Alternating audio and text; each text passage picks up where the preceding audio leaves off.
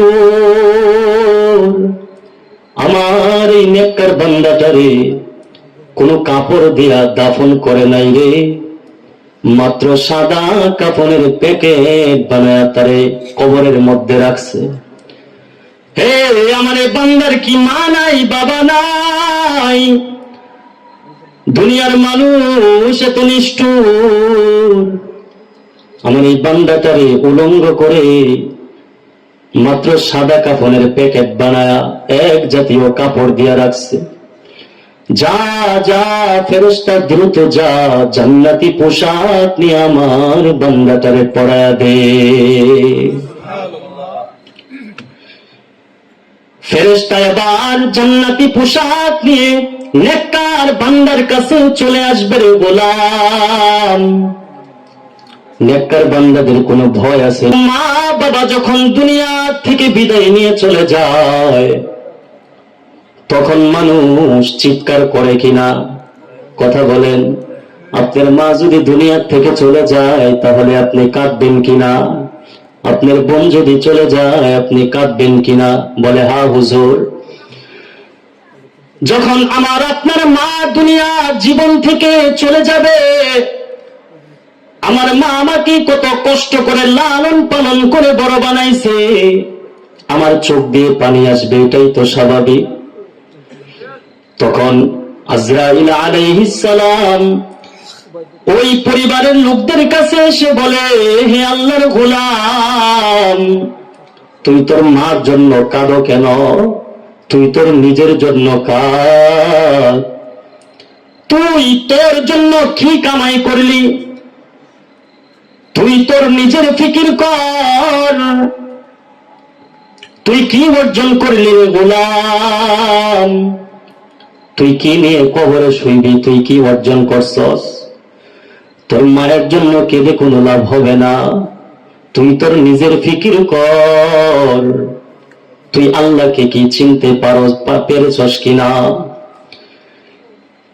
আল্লাহ বলেন, বান্দারে,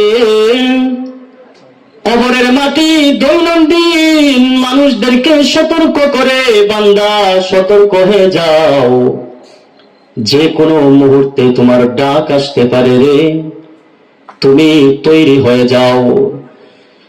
আজকে নামাজের কথা বললে বলে হুজুর কাপড় নাপাক হয়ে আছে।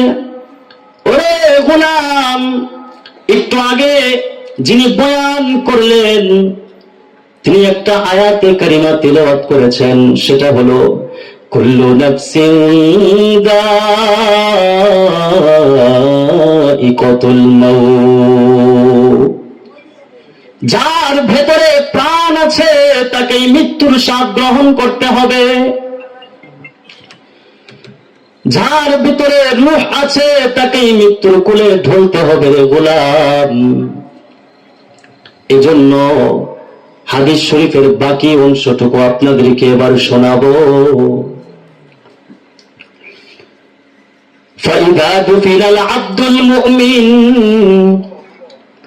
আল্লাহর রাসূল সাল্লাল্লাহু আলাইহি ওয়াসাল্লাম হাদিস শরীফে বলেন, ফাইদা দুফিরাল আব্দুল মুমিন, যখন কোন মুমিন বান্দাকে কবরের মধ্যে দাফন করা হয়, কবর তাকে বলতে থাকে আহলান সাহলান মারহাবান তাইয়্যিবা। ওরে আল্লাহর গোলাম, তোর জন্য সুস্বাগতম, তোর জন্য সুস্বাগতম। ক্বালা লাহুল কবরু, কবর তাকে বলে, হে গোলাম, তোর জন্য সুস্বাগতম। কারণ হচ্ছে দুনিয়ার জীবনে কত মানুষ আমার পৃষ্ঠে চলাফেরা করেছে, আমার বুকে কত মানুষ চলাফেরা করেছে, সবার চাইতে তুই আমার কাছে সবচাইতে প্রিয় মানুষ ছিলে। আমার জমিনে কত নারী কত পুরুষ চলেছে, সবার চাইতে আমি কবরের কাছে তুই প্রিয় ব্যক্তি ছিলি। এ কারণে নামাজিওয়ালা হয়ে যেতে হবে, নেককার হয়ে যেতে হবে।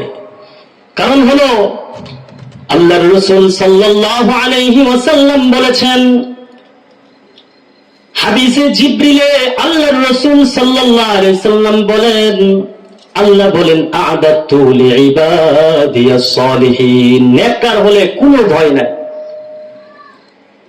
আল্লাহ বলেন, রাসূল বলেন, আল্লাহ পাক বলেন আ'দাতু লিইবাদিয়াস সালিহিন, আমি নেককার বান্দাদের জন্য এমন জান্নাত রেডি করে রেখেছি, মা লা আইনুন রাআত, এমন সুন্দর জান্নাত, যে জান্নাত এই দুইটা চক্ষু কোনদিন সেই জান্নাত দেখে নাই।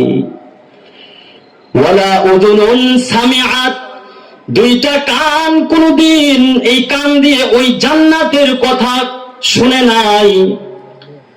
ওয়ালা খাতরা আলা কলবি বাশার, আল্লাহু আকবার বলুন। আল্লাহ বলেন, বান্দারে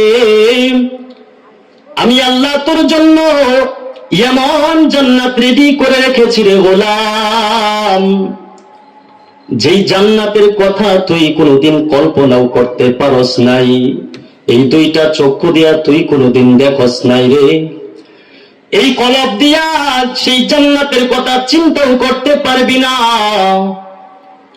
কত সুন্দর জান্নাত! এটা কি বেনামাজির জন্য নাকি? কথা বলেন, নামাজির জন্য।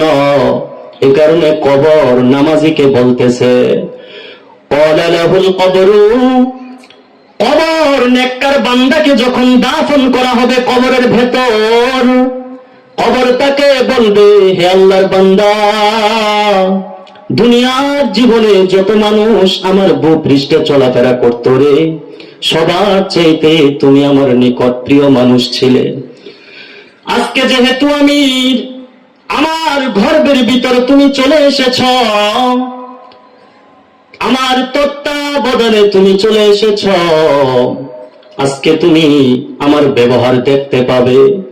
এরপর নামাজি ব্যক্তি যারা নেককার বান্দা, এদের জন্য কবরটা প্রশস্ত হয়ে যাবে। বলুন সুবহানাল্লাহ। নেককার বান্দাদের জন্য কবরটা প্রশস্ত হয়ে যাবে। আল্লাহ বলবেন, হে আমার ফেরেশতা, আমার এই বান্দাটা বড় কষ্ট করে দুনিয়ার জীবনটা কাটায় আসছে রে, শীতের রজনীতে আমার বান্দা কনকনে শীতের মধ্যে, কনকনে শীতের মধ্যে মন চাইছে লেপ গায়ে দিয়া ঘুমায় থাকতে।